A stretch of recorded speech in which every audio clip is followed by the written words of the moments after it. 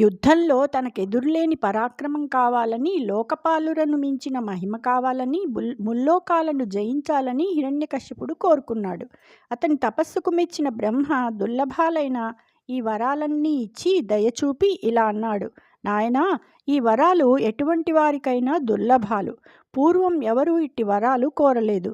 నీ పట్ల నాకు సంతోషం కలిగింది. నీవు కోరినవన్నీ ఇచ్చాను.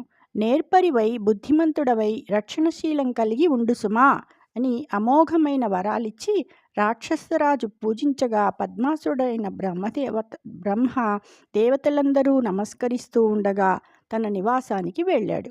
ఈ విధంగా దేవతా విరోధి అయిన ఆ హిరణ్యకశిపుడు వరపరంపరను సంపాదించుకున్నాడు అని నారదుడు ధర్మరాజుతో చెప్పాడు. సోదరు జంపిన పగకై ఆదరమించుకయులేక అసురేంద్రుడు కంజోదరుపై వైరము దుర్మాదరతుండగుచు చేసి మనుజాధీశ.